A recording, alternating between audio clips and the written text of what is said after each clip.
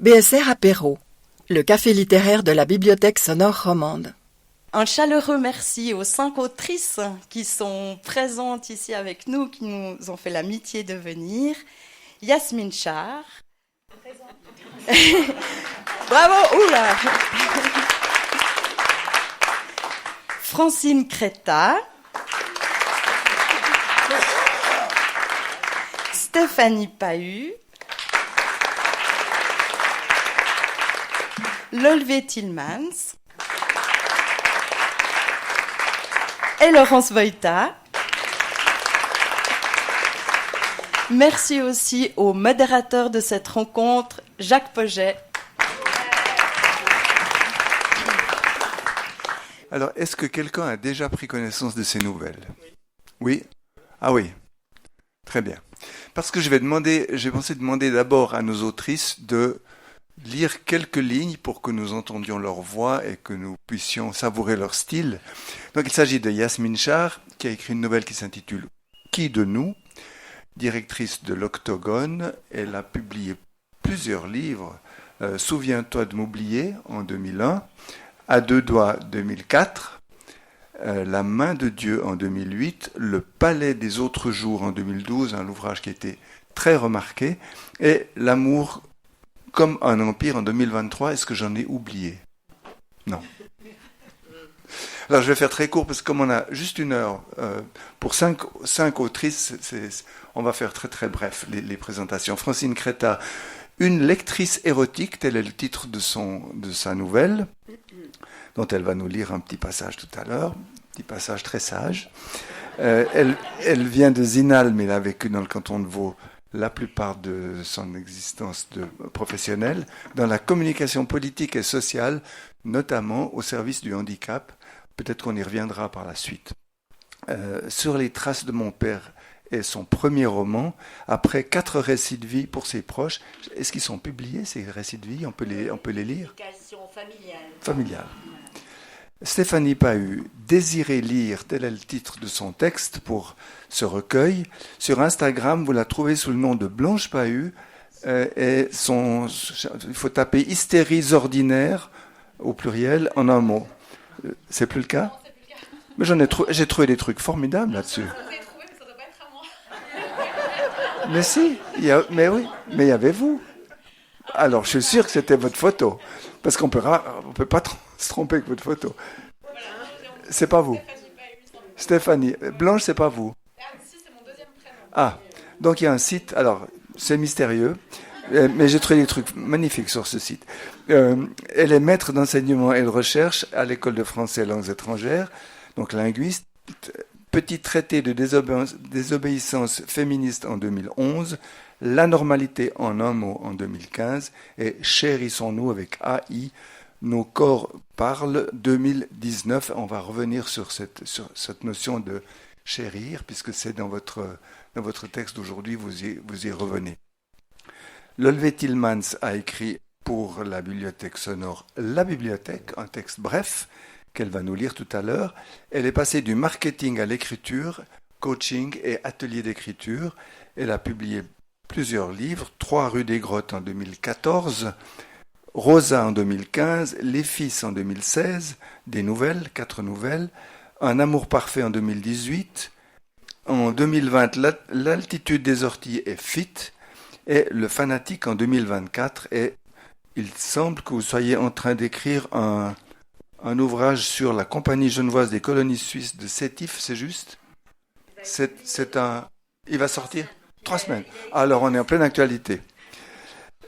Et Laurence Voïta, son texte pour la bibliothèque sonore s'intitule Nuit bleue. Elle a été enseignante et administratrice d'une compagnie de théâtre et au service du cinéma suisse. En 2017, un premier roman à 5 heures au café. En 2019, Vers vos 20 ans. 2020, début d'une saga policière Au point 1230 avec l'inspecteur Bruno Schneider, qu'on retrouve dans son dernier livre. Personne ne sait que tu es là en 2023. Aveuglément, un titre qui permettrait de parler de son rapport au handicap en 2023. Et 2026, La belle affaire, il vient de sortir. C'est une histoire autour de son inspecteur, mais une histoire, un roman sur un palace qui revit sur les hauts de la Riviera. Et j'oubliais en 2024 La Gingolaise, un roman historique. Voilà. On aura l'occasion d'entrer peut-être dans les détails par rapport à vos œuvres passées dans le courant de la conversation, mais j'aimerais vous demander de lire quelques lignes de chacune de vos nouvelles ou de vos textes. On commence. Ah,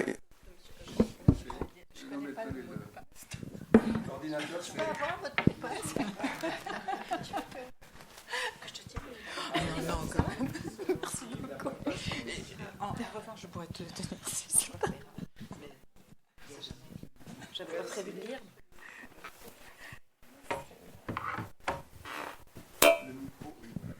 Oui, j'ai le micro. Bonjour tout le monde, je suis ravie d'être là. Je vais faire très vite puisqu'on a très peu de temps. Yasmine Char, mais je vous en prie. Quand ils sont arrivés, c'était presque vide. La plage, la mer et le cri des mouettes, comme dans un film. Elle s'est avancée, lentement, les chaussures à la main, les pieds nus dans le sable froid. La lumière du soleil levant balayait la mer. L'or de ses cheveux y dansait. Elle a souri. Il ne l'avait pas vue sourire depuis des semaines. « Tu veux que je te décrive ?»« Non, laisse-moi entendre. » Le vent, les vagues, le silence entre les deux. Ils sont restés là longtemps. Peut-être elle pleurait. Il ne savait pas, il regardait l'horizon. Plus tard, sur le quai, elle a enfui sa main dans celle de son frère. Elle y était contenue tout entière. Il avait chatouillé sa paume. Ils riaient pareil tous les deux, une façon de rire du bonheur d'être ensemble. Puis le train est arrivé. La mère n'a pas demandé d'où il venait. À l'aube, elle était entrée dans leur chambre, les draps rejetés sur l'absence, les chaussons au pied du lit. Dans le tiroir de l'argent manqué, elle l'a refermé doucement. Après, elle s'était tenue près de la fenêtre sans bouger. C'était leur histoire à eux, la petite et son frère.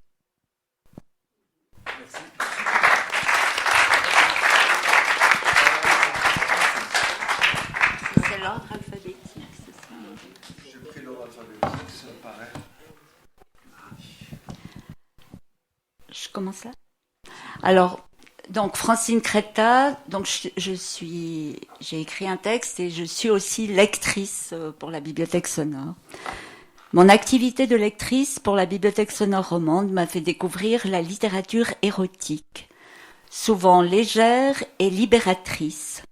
Puisque j'aime écrire, je me suis lancée dans un essai du genre, et c'est la lecture récente des 1300 pages d'écrits érotiques de femmes qui m'a donné l'audace d'offrir cet essai en guise de cadeau pour les 50 ans de cette magnifique réalisation. Imaginez, 200 femmes de toute époque qui parlent de désir, en vers ou en prose, crûment ou avec délicatesse, de manière brève ou en s'étalant en d'amples paragraphes. Peu à peu, l'une après l'autre, elles se sont échappées des feuillets légers du bouquin pour aller se lever sur les canapés de mon séjour. Elles se pavanaient dans ma salle de bain. J'en trouvais dans ma baignoire, dans mon lit, jusqu'à l'arrière de mon bar, faisant frire des œufs, malaxant de la pâte ou parfumant des rôtis. Je les entendais froufrouter, glousser, rire à gorge déployée. Je les ai entendus dire « Mais Francine, enfin, ce que tu es coincée, quel esprit étroit que le tien !» Et puisque je vivais alors une déception sentimentale, celle qui venait de plus loin s'étonnait que l'on pouvait être à la fois si vieille et encore vivante au point de ressentir un chagrin d'amour. Quel luxe! Quelle folie!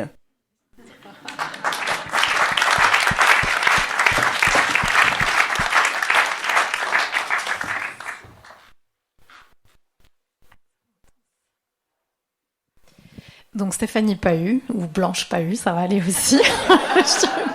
C'est ok. En général, je planque mes petits poèmes sous Blanche. Voilà. Ramu tord au passage le cou au préjugé selon lequel, symétriquement, bien lire serait en rester à des habitudes d'œil. Qu'est-ce que bien lire alors, si ce n'est pas lire avec application, lire studieusement, lire correctement? Le bon lecteur lit, si l'on en croit l'écrivain roman, avec le cœur. Or, lire avec le cœur, c'est forcément lire avec son corps, avec tout son corps, et avec tous ses sens. La lecture est tactile, respirée, salivée, soufflée, charnelle, voluptueuse, parfois douce, harmonieuse, délicieuse, parfois rugueuse, violente, délictueuse. Pour ma part, je peux pleurer comme rêver, comme me réparer sous des voix qui lisent, autant que sous des voix qui chantent. Mais bien lire, c'est aussi, et peut-être plus encore, quel que soit le texte lu, le respecter. Non pas s'y soumettre, non pas lui obéir, en prendre soin. Écrire, c'est mettre des mondes debout. À la voix qui lit revient la tâche de rendre ces mondes habitables. À la voix qui lit revient le privilège de chérir, avec AI comme la chair, ces mondes. À la voix qui lit, il faut accorder sa confiance, jusqu'à s'abandonner. S'abandonner au moment où l'on écrit, sachant que l'on n'écrit pas que pour soi, et que quelqu'un nous lira. Et d'ailleurs, même si l'on n'écrit que pour soi, on se relit, et quand on se relit, on n'est jamais tout à fait le même ou la même d'une relecture à l'autre. S'abandonner tout autant au moment où l'on écoute lire, que ce soit la voix de l'auteur même, ou une autre voix qui passe cette voix.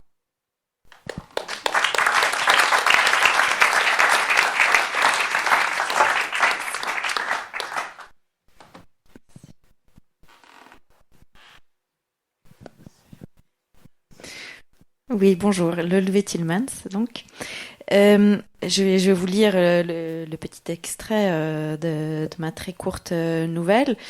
Juste avant, un petit peu de contexte. Je passe plusieurs mois par an dans mon deuxième pays, qui est l'Allemagne.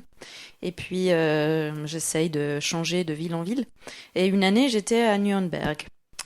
Et je me suis retrouvée à loger, des fois je loge chez des amis, des fois en colocation, enfin voilà, je cherche toujours un logement temporaire. Et cette année-là, à Nuremberg, je me suis retrouvée dans un logement pour travailleurs migrants. Et ma chambre, mon appartement, je fais des guillemets avec les doigts, était si petit que je pouvais pas travailler dans ce logement, c'était impossible. C'est-à-dire je pouvais cuisiner depuis mon lit, dormir, me doucher, mais c'est tout. Et pour ceux qui me voient pas, je suis plutôt une femme de petit format. Donc ouais, c'était vraiment une chambre trop petite. Donc j'ai passé un temps infini dans la bibliothèque municipale de Nuremberg, qui est une très belle bibliothèque. Et donc j'ai écrit plein de choses dans cette bibliothèque, notamment ce texte. Les bibliothèques sont des lieux précieux. Bien sûr parce qu'on y trouve des livres, mais aussi, mais surtout, parce qu'on y trouve des gens. Les bibliothèques, c'est propre, à température idéale, équipé en toilettes, et c'est gratuit. Alors tous les mal logés s'y rencontrent. À Nuremberg, la bibliothèque municipale entoure une ravissante cour intérieure. Les arbres s'agrippent aux fenêtres à travers lesquelles on peut laisser flotter ses rêves. Des jeunes gens étudient l'allemand, des médecins, des ingénieurs venus répondre aux impérieux besoins du marché allemand. Et des personnes sans abri. Tout près de moi vient souvent s'installer une belle femme entre deux âges. Elle range très attentivement ses affaires dans ses innombrables sacs, puis de ses mains immaculées, elle brode. De petits napperons d'un autre âge, délicats, inutiles, gracieux. Pendant des heures, dans la bibliothèque municipale, elle brode de petits napperons.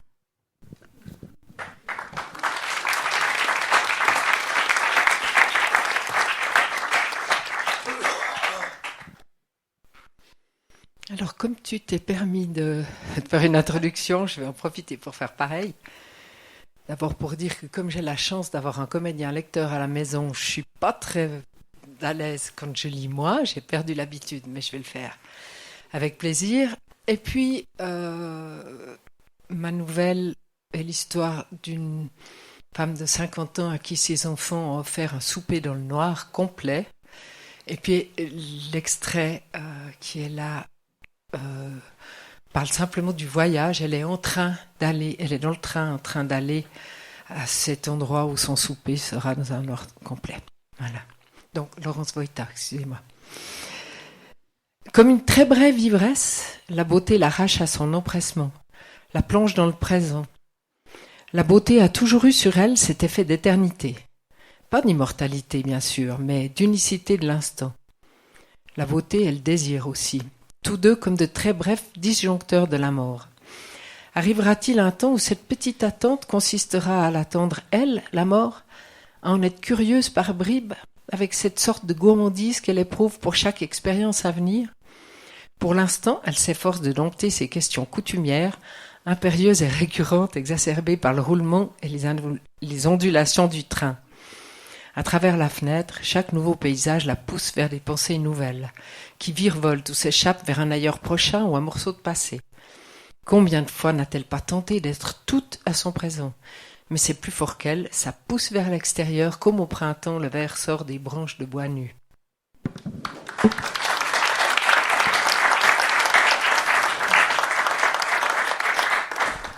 Merci beaucoup. Je suis très content qu'on ait pu entendre vos voix et goûter votre style. Alors j'ai une première question à toutes. Pourquoi est-ce que vous avez accepté d'écrire spécialement pour la bibliothèque sonore? Francine. Parce que vous êtes lectrice. Alors parce que j'aime bien écrire. Et puis je trouvais que, j'ai plein de choses à dire sur la bibliothèque sonore. Allez-y. Alors d'abord, j'avais fait un premier texte. Vous avez 2 minutes. Pour expliquer à quel point ça m'apporte beaucoup de choses d'écrire, de lire pour la bibliothèque. D'abord, ça m'occupe, ce qui est une bonne chose vu que je suis sortie du rapport marchand à l'activité et que j'ai beaucoup de temps. Ensuite, ça me fait rencontrer plein de gens.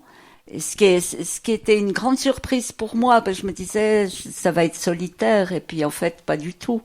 Vous avez vu ces 200 femmes qui ont débarqué chez moi, elles ont pris toute la place, et puis c'est la même chose avec tous les livres que je ramène.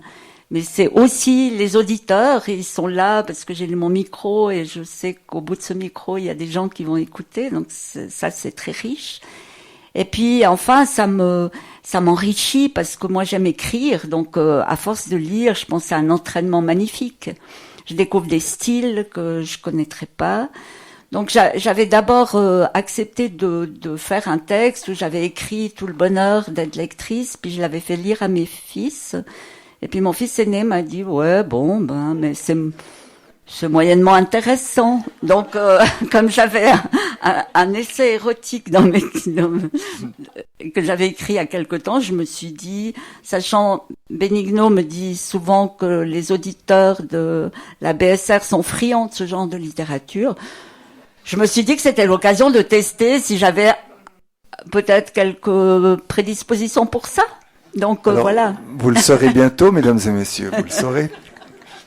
Voilà, donc c'était un plaisir d'écrire pour la bibliothèque sonore parce que vraiment j'ai découvert en plus une équipe magnifique, une organisation dont le but n'est pas comme j'ai vécu beaucoup dans ma vie professionnelle de faire plus avec moins, mais de faire plus avec plus. Enfin, je sais pas comment dire. C'est un état d'esprit qui me va bien. Et dans lequel je trouve qu'il y a beaucoup d'humanité, donc c'était vraiment du bonheur. Alors, on reviendra peut-être sur votre relation au handicap, puisque vous avez été dans le rapport marchand à cette activité, comme vous disiez, mais on y reviendra tout à l'heure. J'aimerais sauter de l'autre côté à Laurence Wojta. Dans votre livre Aveuglément, oui. Il y a un héros particulier. Il y a un héros qui est devenu aveugle en très peu de temps et à 60 ans à peu près, un petit peu moins. Et puis il revient dans l'autre, il rencontre une dame très très âgée. J'avais envie effectivement je me suis souvent beaucoup interrogée dans ma nouvelle d'ailleurs, je le dis, sur ce que c'est que tout à coup avoir la vue qui nous manque. Et puis j'avais envie d'expérimenter la vie de cet homme hein, à travers ce problème qu'il a et avec tout ce que ça lui apporte de nouveau, j'ai envie de dire. Alors comment est-ce que vous Tout ce avez que ça lui prend et que ça lui apporte. Comment avez-vous fait pour vous mettre en partie dans la peau de cet homme? Alors j'ai lu le plus de choses possible, enfin un petit peu des expériences, et puis après j'ai imaginé, je crois. Je ne sais pas si c'est... D'ailleurs, si quelqu'un connaît mon José, ça m'intéresserait beaucoup de savoir s'il y a des choses qui sont tout à fait inadéquates. Après, ça a été un personnage comme les autres que j'ai imaginé avec cette particularité. Et alors, pour la nouvelle, pour cette nouvelle qui s'intitule donc Nuit bleue, vous êtes replongé dans cette atmosphère, je me suis plongé dans une expérience que j'ai vécue effectivement à 50 ans. Parce que mes enfants m'avaient offert un souper dans le noir. Et puis j'avais été tellement bouleversée, tellement. Enfin, je crois que quand vous lirez la nouvelle, si vous la lisez, vous verrez que ça m'a durablement impressionnée. Je trouvais que c'était terrible de pas arriver à voir ses mains. Je trouvais que c'était terrible de pas... J'entendais mon homme qui parlait, qui était tout près de moi, puis j'entendais dans sa voix qu'il souriait, mais je le voyais pas. Donc c'était effectivement une expérience incroyablement durable, je dirais. Voilà. Alors, vous savez que vous êtes lu à la Bibliothèque Sonore. Quelle relation vous avez avec cette institution ? Je trouve que c'est formidable de pouvoir avoir, grâce à cette organisation de la Bibliothèque Sonore, nos livres qui sont entendus, qui ont une autre vie, celle à travers quelqu'un qui les parle, qui les dit. Et puis on s'est toujours efforcé, enfin les 3 ou 4 derniers romans avec Michel, de faire en sorte, Michel c'est donc mon lecteur et mari, je ne sais pas dans quel ordre il faut le dire, et puis que le livre sorte à la Bibliothèque Sonore le même jour qu'il sort en librairie. Voilà, j'aime bien ça, je trouve que c'est formidable de savoir qu'on est écouté. Oui. Olivier Tillmans, vous avez parlé d'une bibliothèque parce que vous l'avez vécue. Mais vous écriviez pour la Bibliothèque Sonore. Est-ce que vous avez une relation spéciale avec cette institution ou c'était un hasard que vous êtes dans cette collection, dans ce recueil? Alors, il y a environ une dizaine d'années, une maison de quartier à Genève m'a demandé de concevoir un cours pour un groupe de femmes adultes analphabètes, de femmes qui n'avaient pas eu l'opportunité d'aller à l'école. Et ça a complètement ouvert mes perspectives sur la langue, pas seulement l'apprentissage dans la langue, mais sur la langue elle-même, sur la complexité, qu'est-ce que c'est exactement la complexité, et sur l'accessibilité. L'accessibilité à la lecture, à l'écriture, à l'imaginaire. Pour moi, la lecture, avant l'écriture, c'est ma vie en fait. Donc ça m'a beaucoup touchée et questionnée les barrières à cette accessibilité, que ce soit par manque d'instruction, un handicap X, Y ou Z. Donc dans cette démarche-là, évidemment, au bout d'un moment, la bibliothèque sonore se présente. Donc oui, ça m'intéresse beaucoup dans ma pratique, dans mon travail. Je viens aussi d'achever un roman pour l'association Ligne, en facile à lire. Donc dans cette démarche, ce sera aussi enregistré à la Bibliothèque Sonore. Donc voilà, c'est dans les choses qui me captivent, qui m'intéressent et qui sont dans ma pratique. Facile à lire, vous pouvez juste expliquer ce que c'est ? Oui, bien sûr. Alors, facile à lire, c'est des textes qui respectent un certain nombre de règles pour une lecture facilitée pour des gens qui pourraient avoir des difficultés, soit liées à de la dyslexie, mais aussi à une instruction faible, par exemple, ou parce que le français n'est pas la première langue. Donc, par exemple, il faut faire des paragraphes courts, il faut éviter trop d'implicites, les temps doivent être des temps simples, pas trop de pronoms, enfin des choses comme ça. Et c'est un projet vraiment passionnant. Excusez-moi d'en faire la pub, mais il mérite. Parce qu'on a travaillé avec les apprenants de lire et écrire. Donc on a eu un retour avec des gens qui sont concernés par ces problèmes d'accessibilité directement. Donc moi j'ai pu retravailler le texte en fonction de leurs commentaires pour vraiment... Tout à fait, c'est Isabelle Cardis qui est à la tête de l'association Ligne, donc de ce projet qui m'a mandaté pour écrire ce roman-là. Et voilà, toutes ces questions d'accessibilité, et puis elles sont toutes différentes, parce que si on a un déficit visuel, c'est pas du tout la même question que si on est en train d'apprendre le français. Mais justement, toutes ces questions, moi, m'intéressent beaucoup. Alors j'aimerais que Stéphanie commente, puisque vous enseignez le français, langue étrangère, il y a des thématiques qui sont proches. Oui, je suis linguiste, donc j'ai forcément une sensibilité particulière au texte. Et puis, je crois que depuis tout petit, on est conscient que le texte ne se lit vraiment pas qu'avec les yeux, ne se vit pas qu'avec les yeux. Moi, je suis rentrée dans l'écriture avec les textes que me lisait ma maman, Alice au Pays des Merveilles. Donc c'est d'abord des voix qui ont mis des textes debout. Et puis après, on sait que les textes, on les ressent. Donc limiter ça à la possibilité de les découvrir avec les yeux, c'est un petit peu triste. Et dans l'enseignement, oui, alors... j'enseigne la linguistique pour expliquer ce que c'est qu'un texte. Donc comment on peut y entrer, à quel point c'est tout le corps qui va écrire, mais qui va lire aussi, à quel point on est en connexion avec son environnement aussi quand on est dans un texte. Et puis pour les non-francophones, la lecture, c'est toujours très compliqué. En général, quand je demande qui veut lire, c'est ce que j'explique au début de la nouvelle, tout le monde regarde par terre ou éventuellement au plafond. Et parce que tout le monde a peur, c'est effrayant, on va faire des fautes, on va manger des mots, on va mal les prononcer, on va laisser entendre son accent. Et donc c'est toute une négociation de zone de confiance et de courage qu'il faut créer avant que la lecture puisse être partagée.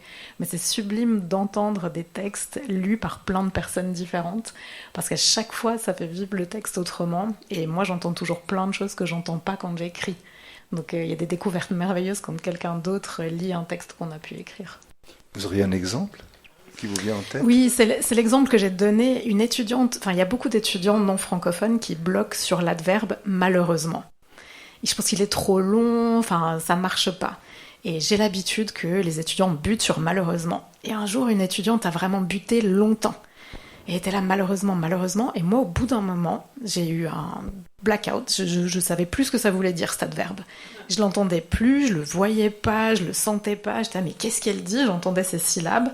Et j'ai vraiment entendu autre chose. Et j'ai entendu mal, donc un homme, heureux, plein de bonheur, se ment et en train de se mentir. Il doit pas être heureux du tout. Et j'étais en boucle sur malheureusement, et j'ai dit à l'étudiante, vous venez de faire un coup de génie, franchement. Et je suis rentrée chez moi, et au lieu de corriger les copies, j'ai écrit un petit poème où je me suis amusée à éclater d'autres mots, et j'ai jamais autant de plaisir que comme ça, mais c'est grâce aux gens qui lisent autrement et qui me font sentir les mots du français avec plus de densité. Oui. Est-ce qu'on pourrait demander que vous relisiez une partie du texte où il y a justement des quiproquos, c'est tellement savoureux ça. Si on a le temps à la fin. D'accord. C'est vraiment... Oui, il est dans l'ordinateur là-bas, donc on peut le récupérer. Vous avez parlé de poème, et Yasmine Char a écrit quelque chose qui a l'air d'être un poème, c'est de la prose poétique. Pourquoi cette forme? Parce que c'est pas un poème rimé, mais c'est pas un texte totalement prosaïque. Mais je sais pas, quand j'écris, ça vient instinctivement. Donc en fait, par exemple, dans mes écrits, dans mes romans, il n'y a pas du tout de dialogue. Donc je sais pas faire des dialogues dans mes romans. Et puis paradoxalement, j'écris des pièces de théâtre où il y a que des dialogues et pas de phrases. Et en fait, je fonctionne un peu plus, avec l'intuition. Et là, en fait, je crois bien que ça vient. J'avais vu une exposition de Sophie Calle au musée Picasso au sujet des aveugles, et c'était vraiment une merveille. Et on voyait, en fait, il y avait les aveugles qui racontaient le moment où ils sont devenus aveugles, et ça m'avait vraiment frappée parce qu'elle retenait des phrases très courtes avec beaucoup de poésie. Et quand j'ai eu envie d'écrire ce texte, c'est cette poésie-là qui m'est revenue en me disant voilà, il suffit de peu pour que la force des mots traduisent les choses sans entrer dans les détails parce que au final, c'est comme vous disiez, on est assez ignorant du monde. Des aveugles et puis moi je me sentais assez importune de me mettre à la place de quelqu'un qui l'est. J'ai beaucoup lu. Au théâtre, il y a eu de la médiation par rapport à des pièces de théâtre où quelqu'un expliquait ce qui était en train de se voir. Et je trouve que c'est un monde fascinant et en même temps qui m'interroge. Et la poésie est venue de là, de l'économie des mots, peut-être pour dire l'image, en fait. Lorsque la bibliothèque sonore vous a demandé d'écrire, vous avez pensé à ça tout de suite? Au sujet même, oui. Ça trotte dans la tête. En fait, j'avais plusieurs opportunités, dont une qui rejoint la vôtre. Et puis tout d'un coup, je pense qu'on est toutes pareilles. Il y a juste une idée qui s'impose et puis on la construit. Donc ma nouvelle est très courte. Je me dis, ils sont dans une forêt. Donc la forêt, c'est noir, c'est obscur, c'est protégé et ils vont à la mer. Et la mer, c'est l'ouverture et la lumière. Et donc à partir de là, ça m'a paru évident. Enfin, les choses, elles se construisent un peu comme ça, dans des sortes de flashs d'images. Et c'est, alors, dans votre texte, c'est autour d'un handicap naissant qui est en train de se produire, en train d'arriver. Oui. C'est une chose à laquelle vous avez déjà songé, ou ça vous préoccupe, ou c'est venu parce que c'était la bibliothèque sonore? Non, la seule chose à laquelle je songe, et puis qui est un peu bizarre, c'est que je me dis si je devais perdre quelque chose, qu'est-ce que je perdrais? Donc ça rejoint. À la limite, je m'en ficherais. Enfin, je préfère devenir sourde qu'aveugle. Parce que pour moi, la lecture, c'est ce qu'il y a, c'est mon monde. Et ça me préoccupe comme ça. Et puis la BSR, où quand on m'a posé la question d'offrir un texte, ça tient beaucoup de la reconnaissance éternelle que j'ai envers les gens qui me lisent. Je suis toujours très reconnaissante qu'on me lise et des fois toutes ces assemblées qui viennent vous parler, etc., échanger, je me dis comment est-ce que je peux leur rendre et puis pour moi en fait d'avoir dit oui, c'était une petite manière de rendre ce que vous tous, en fait, vous nous donnez quand vous nous faites l'honneur de nous lire dans l'absolu. Et peut-être de nous comprendre et peut-être d'être avec nous. Francine, vous avez beaucoup travaillé dans le domaine du handicap. Pourquoi? Qu'est-ce qui vous a amené à ce choix? Bon, là, on pourrait entrer... Parce que vous étiez dans la politique, vous étiez dans la finance, oui. Dans la communication au département des finances. Le handicap, c'est un monde totalement autre. Je crois que là, j'aurais besoin de ma psy pour répondre à cette question. Mais je pense que fondamentalement, j'ai grandi avec une forme de handicap qui soit peut-être pas nécessairement, mais qui est un handicap... du fait de la mort prématurée de mon père. Et je pense que je me suis toujours sentie avec mes frères et sœurs quand j'étais avec des personnes qui vivaient avec un handicap. Peut-être que ça faisait écho à quelque chose d'assez profond chez moi.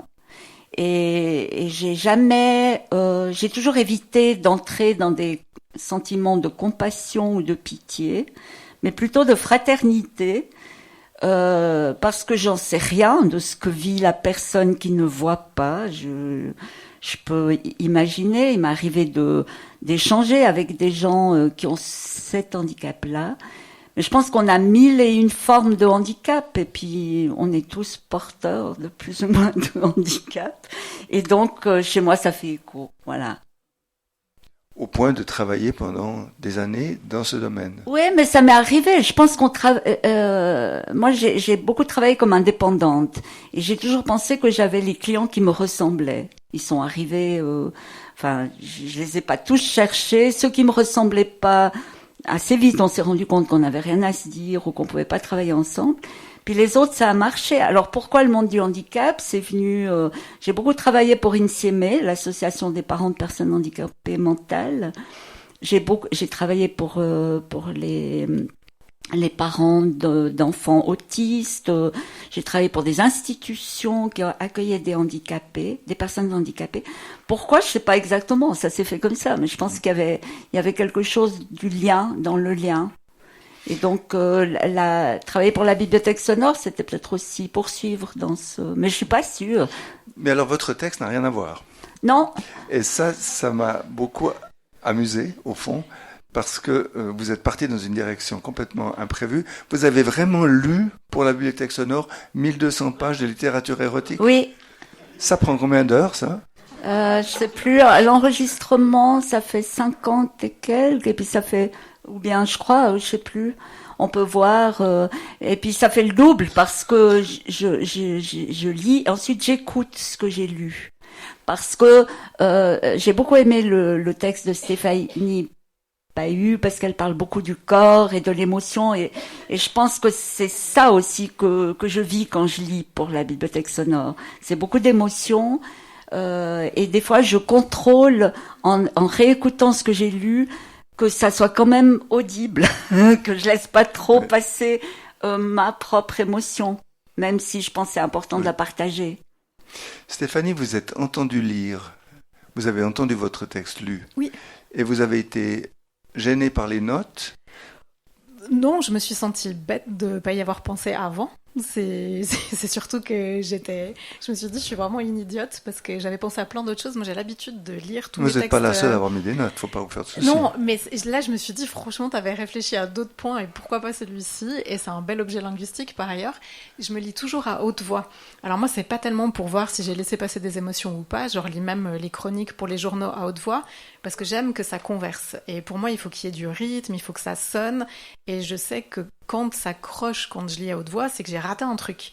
C'est que je suis passée à côté de ce que je voulais dire. Moi, j'aime bien l'idée, désirer lire, c'est comme désirer écrire, c'est vraiment aller au bout de ce qu'on veut dire, savoir ce qu'on veut dire.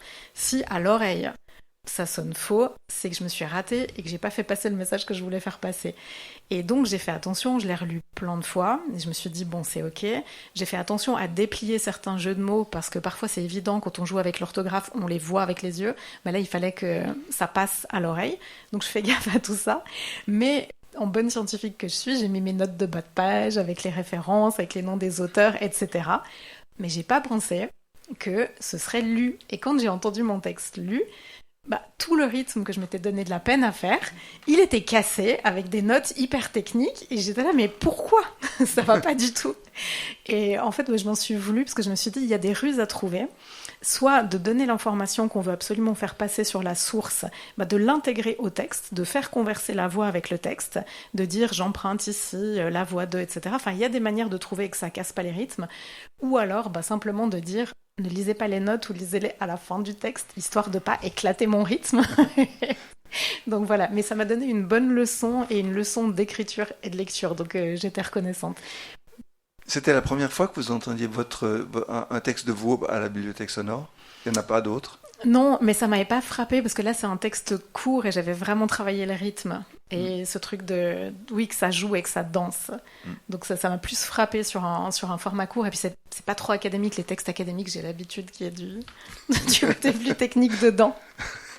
Alors la question de rythme m'amène directement à Yasmine parce que c'est essentiel pour vous.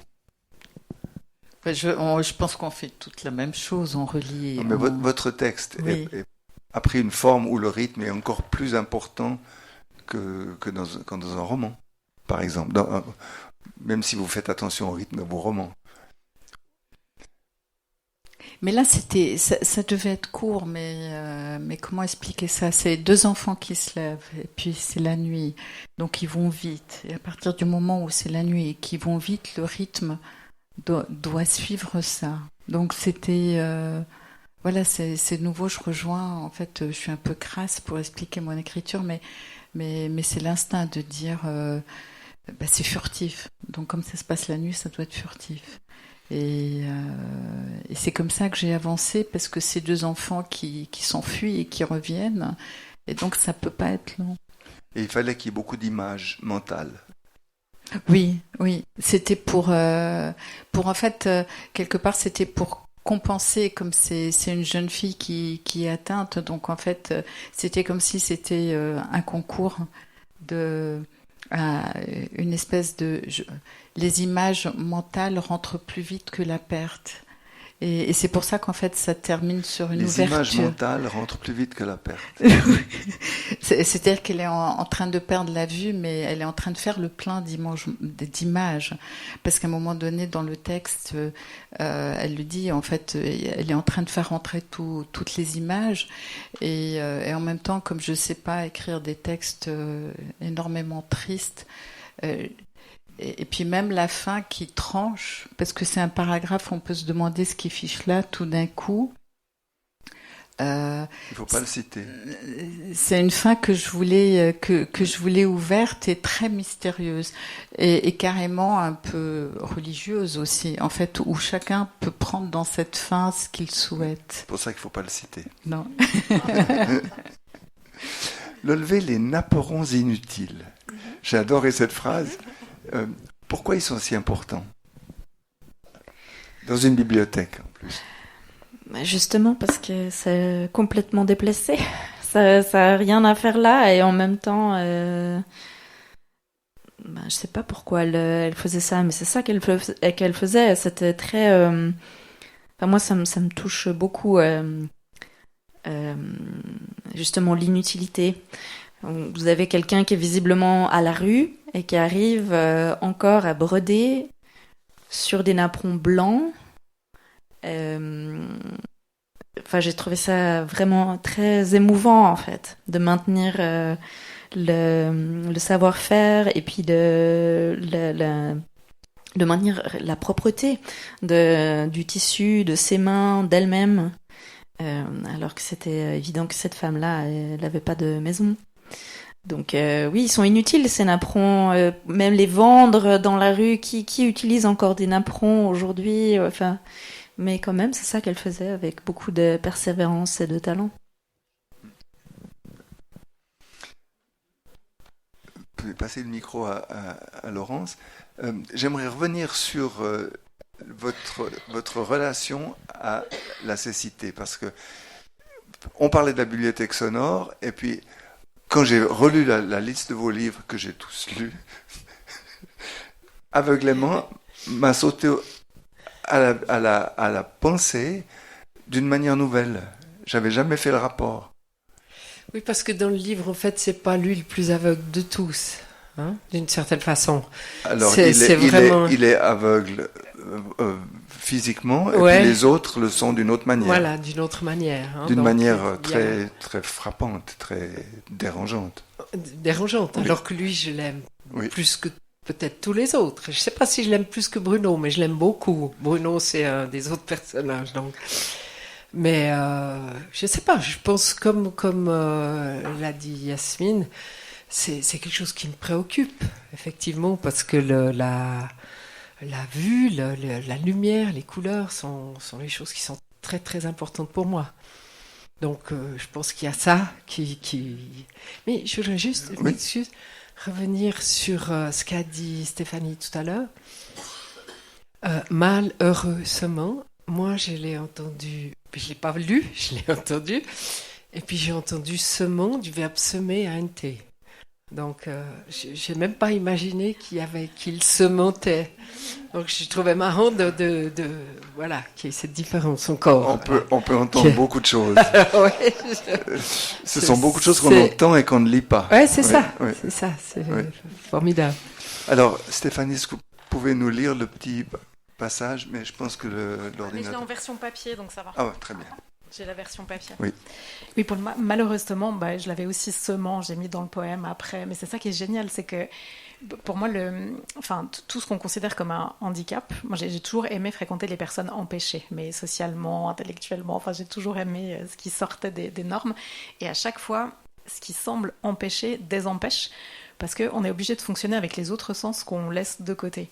Et à chaque fois, ça m'a donné des leçons de vie, parce que j'ai vu que je me désempêchais en comprenant que tel empêchement montrait d'autres capacités. Donc c'est aussi pour ça que j'ai beaucoup de reconnaissance de pouvoir vivre ces expériences-là. Donc vous nous lisez le petit passage que Madame souhaitait. Ouais. Alors je pense que c'est ça, et je vais juste contextualiser. On a organisé une journée d'études avec un collègue qui s'appelait Trouble dans le français écrit. On a invité plein de gens et on voulait montrer qu'il n'y avait pas qu'une norme. C'est pour ça que je cite Ramu aussi, qui a fait son texte Bien écrire. Et nous, on voulait discuter de ça. Qu'est-ce que ça veut dire bien écrire? Et on a invité un drôle d'oiseau, un poète français qui s'appelle de son vrai nom Patrick Dubost, mais qui s'est créé un double poétique, Armand le poète. Alors, il faut l'avoir au téléphone, il faut vivre ça un jour. C'est qu'on parle à deux personnes en même temps au téléphone.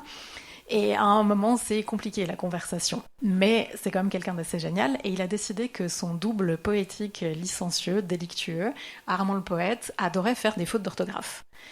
Donc, le Patrick Dubost est prof d'école, donc il est bien dans les normes, mais son petit double poétique désobéissant, lui, fait des fautes d'orthographe partout. Donc quand on achète ses livres, ça a fait mal aux yeux de mes collègues de la HEP, c'est éclaté de fautes d'orthographe. Et il y a notamment des poèmes d'amour, parce qu'il a vraisemblablement un grand amour déçu. Il lui écrit des tas de poèmes d'amour, il y a des fautes partout, c'est biffé, il n'y a aucun respect des règles, il n'y a rien qui va dans ces textes. Et je me suis dit, comment je fais pour parler de ça dans ce texte? Et en fait, lui a lu ses propres textes. Et quand je l'ai entendu lire, j'ai dit, mais c'est génial. Il n'y a pas qu'à l'œil que ça marche, c'est aussi sous la voix. Donc c'est ça que j'ai rapporté ici. Donc, je vais rapporter ce petit texte de Patrick Dubost. Patrick Dubost, alias Armand le poète, a été invité lors d'une journée d'études intitulée Trouble dans le français écrit à mettre en voix lui-même l'un de ses licencieux nouveaux poèmes d'amour, saturés graphiquement d'erreurs. Tu es EST, biffé. Tu te promènes sans S et de rature. Alors voilà comment lui lit son poème. Tu es si belle que quand tu te promènes au milieu des étoiles, elles clignotent, barrées. Elles fondent, barrées. Elles chantent des psaumes, barrées. Elles s'éteignent pour nous laisser faire l'amour, barrées. Elles modifient leur position, barrées. Elles tombent en pluie, barrées. Elles disent des conneries, barrées. Elles tremblent, barrées. Elles louchent, barrées. Elles arrêtent le temps, barrées. Elles font tout et n'importe quoi, barrées. Elles se barrent. Les étoiles se seraient-elles barrées aussi insolemment devant la beauté de l'aimer si l'auteur n'avait pas préalablement fait sonner 11 fois le verbe dans un autre sens?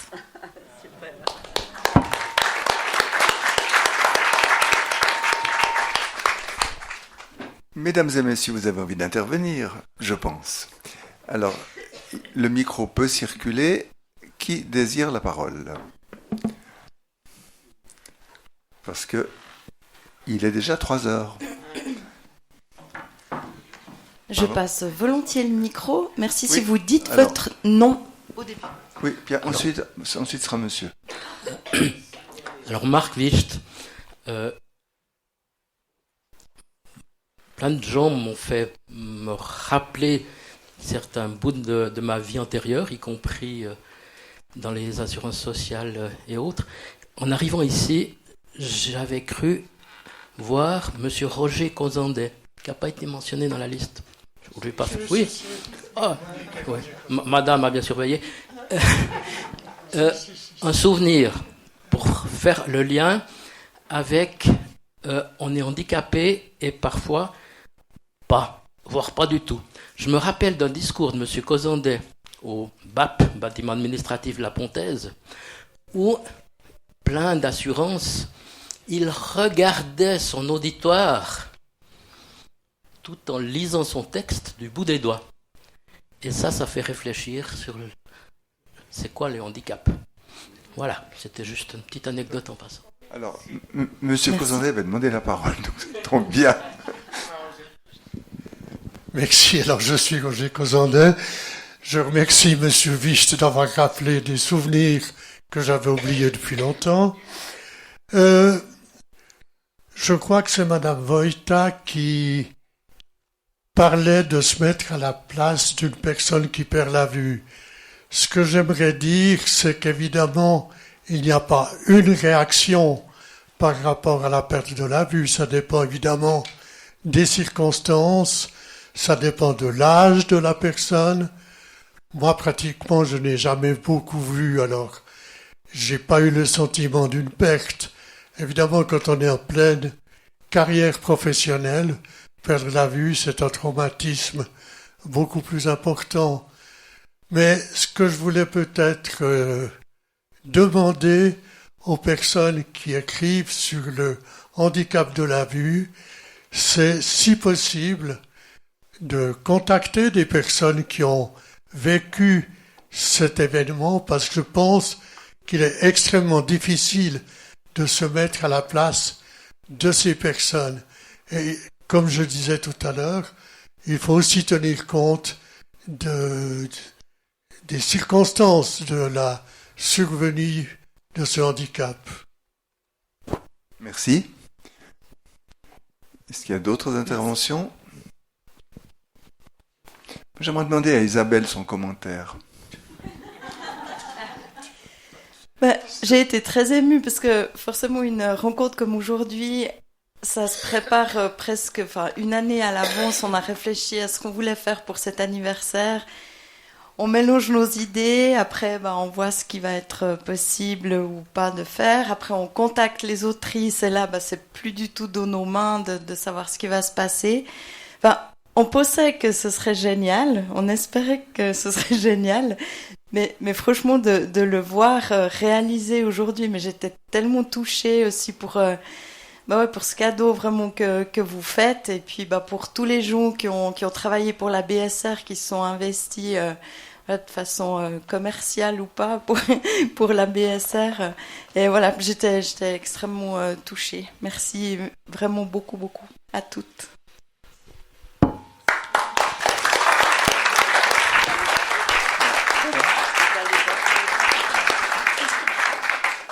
Alors Francine me suggère qu'on aille boire des verres, mais peut-être encore une question ou une intervention. Oui. Vous, monsieur Projet. Attendez. Madame aimerait la parole. Ouais. Après, vous me poserez des questions. Oui, madame. Moi, je voulais dire que je suis lectrice. Votre nom? Nathalie Berry-Desprats. Moi, je voulais dire que je suis lectrice, et puis un des livres que j'ai lus depuis que je suis lectrice pour la BSR, c'est Les yeux de Mona, et j'ai trouvé ça que c'était une très très belle situation, et moi ça m'a beaucoup appris, parce que moi j'adore lire, j'aime mes yeux, c'est exactement, c'est mon cadeau, c'est mes yeux, et puis j'ai trouvé que c'était une fantastique manière de voir les choses, et qui m'a énormément ouvert l'esprit sur le fait de ne pas pouvoir lire soi-même, ou de passer par des supports différents, disons. Et voilà, c'est simplement... Moi j'aurais une question. Oui, je viendrai avec ma question plus tard. Monsieur. Pierre-Bernard Elzig, je suis lecteur à la Bibliothèque Sonore depuis 1991. Et on parle de cécité, et il y a une cécité qui n'est pas visible, c'est la dyslexie. Et j'ai beaucoup souffert parce que j'enregistrais très bien pour les aveugles. Et Roger Cozandel, quand j'ai commencé, j'avais une expérience de comédien. Il est venu, puis il m'a dit, écoute, voilà, c'est comme ça, comment je lis, j'écoute. Il a pris son petit lecteur, il l'a fait en lecture rapide, puis ça faisait... Et en fait, les aveugles n'écoutent pas, ils lisent. C'est la lecture qui se fait. Et tout à coup, j'ai changé ma manière de lire, ça a été très difficile, merci à Gérald Bloch. Parce que la dyslexie, c'est une cécité. Vous ne pouvez pas lire. Et nous avons maintenant 40% de lecteurs qui sont dyslexiques et qui peuvent accéder à la littérature. Voilà ce que j'avais à dire. Merci. Yasmine, vous vouliez intervenir? Prenez le micro. Attendez, il y a un micro ici. Yasmine. Oui. Non, en fait, je trouvais intéressant, Les yeux de Mona, d'expliquer un peu le sujet du livre. En fait, c'est une jeune fille qui perd la vue, et son grand-père l'emmène découvrir des œuvres d'art. Et puis chaque fois, on découvre une œuvre d'art expliquée par le grand-père en présence de sa petite fille. Et ça permet vraiment de faire un tour très intéressant des grandes œuvres d'art. Voilà, c'est ça.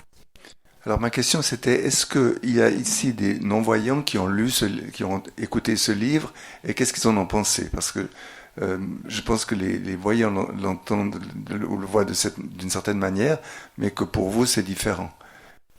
C'est pas le cas. Monsieur Cozandé, vous n'avez pas écouté ce livre? Non, j'avais l'intention de le faire. J'avais l'intention de le faire, mais ça me fait penser à un souvenir merveilleux que j'ai vécu. C'était à Saint-Pétersbourg, la visite du musée de l'Ermitage. Je crois que c'est la plus belle visite que j'ai faite, malgré les tableaux, mais nous avions une guide tellement extraordinaire que j'en suis sorti en ayant eu l'impression d'avoir vu tous les tableaux. Monsieur Antoine Muller. Alors, je voulais dire qu'à propos des visites de musée, j'ai eu l'occasion d'en faire plusieurs avec une accompagnatrice. Et c'est fantastique parce que à la fin de la visite, j'ai vraiment l'impression d'avoir vu quelque chose qui n'est certainement pas la même chose que ce que les gens qui ont de bons yeux ont vu. Mais je suis persuadé, je fais du tandem. Et tout à coup, pendant qu'on roule, mon pilote me dit « Waouh, il y a un arc-en-ciel avec des trucs, des couleurs, mais c'est magnifique. Et puis tu le vois, il est tellement immense. » Je ne le vois pas.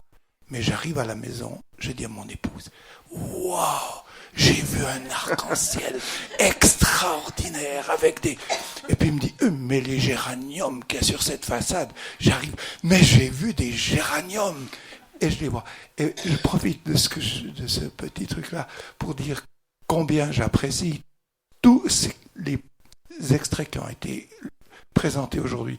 Parce que si je n'arrive pas à lire, avec mes oreilles, j'entends le vent, je hume le fond de l'air, je touche la peau de la personne qui est assise sur le divan de madame. Croyez-moi. Et en plus de ça, tous les autres sens, je les utilise. Et ça n'est pas... Quand j'en parle, je dis pas j'ai entendu... Non. J'ai vu, j'ai touché, j'ai goûté, j'ai senti. Et grâce à vous, les autrices, les auteurs, les lecteurs, c'est quelque chose que je peux vivre au quotidien. Et je vous en remercie beaucoup. C'est une magnifique conclusion. Merci, monsieur.